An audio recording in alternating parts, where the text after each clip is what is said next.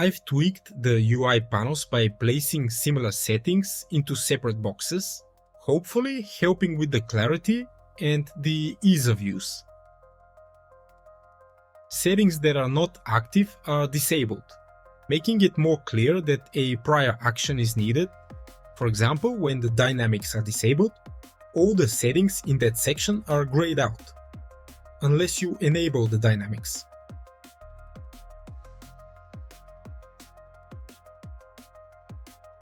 Previously, braids only worked on a single curve. Now they are created for each curve.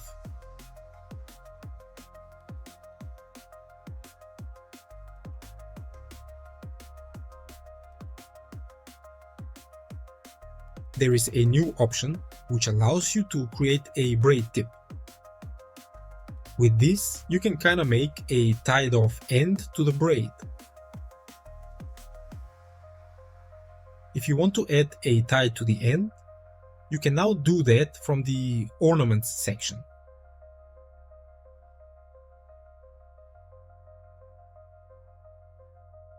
In the shading node group, there's a mask for the braid tip.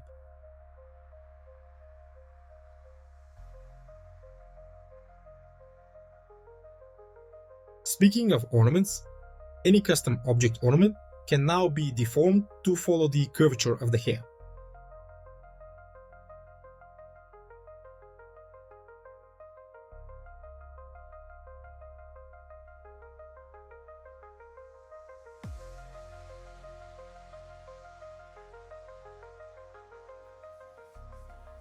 Use the width setting to set the span of your custom tie object.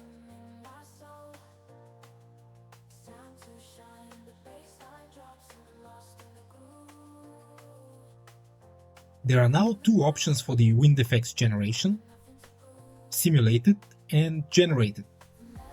Simulated wind effects are created by the custom dynamic simulation, like before, and generally produce more accurate results. But they are kinda on their own and are a bit random.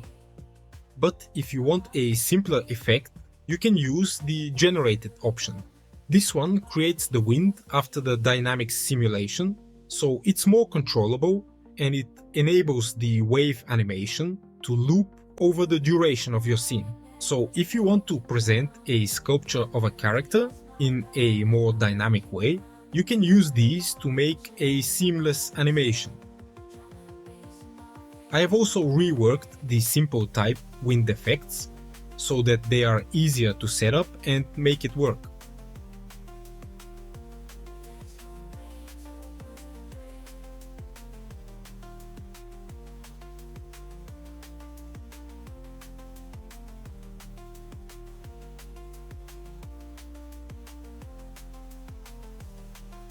But what if you don't want to animate hair, but some other mesh that you've modeled? Well, I have created a new utility where you can pick a custom geometry and have it deformed by the hair curves.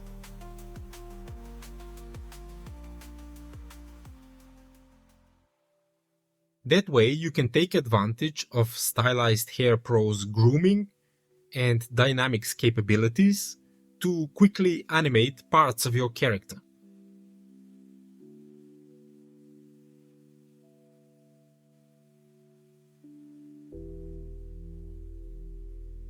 I can use the wind effects to wiggle these tentacles.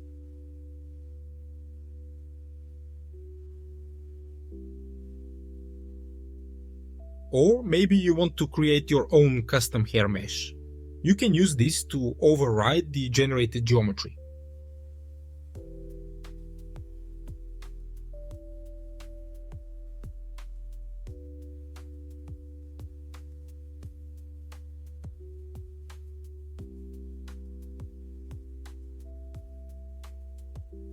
If you don't set any mesh here, you get access to the curve output.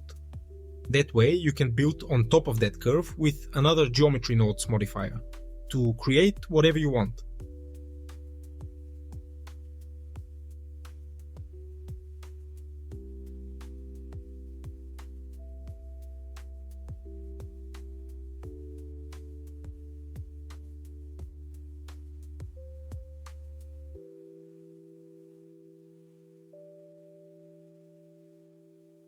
The mesh conversion utility is now called Mesh and Armature.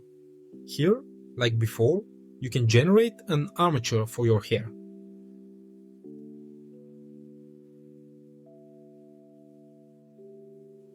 It can also be used to rig the custom geometry.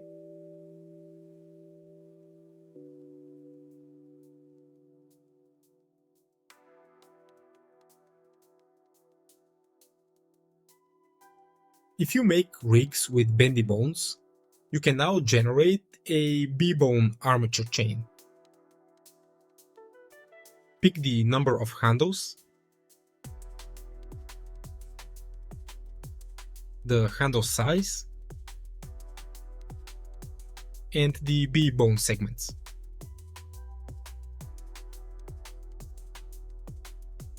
There it is.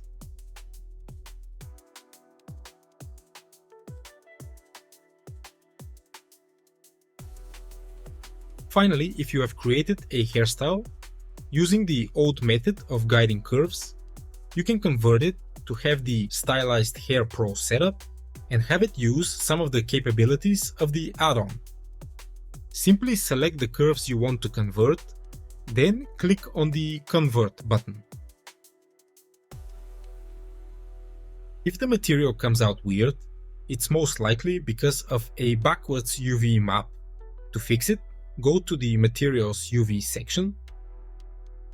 It should have selected the material for you.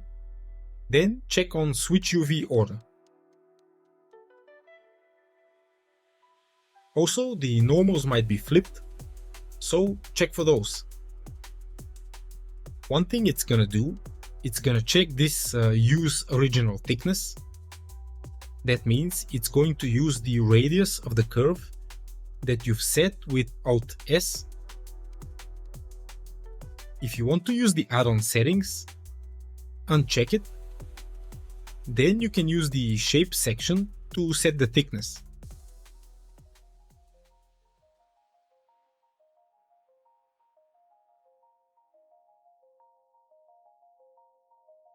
And from then on, you can use dynamics, curls, and all the other stuff.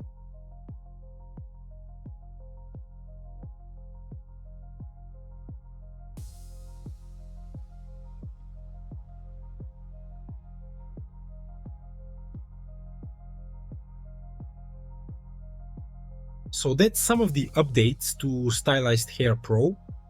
For the full change log, check out the update page from the link in the description. As always, if you have any questions or issues, don't hesitate to write a comment or send me an email. Alright, hope you find it useful and have a great day.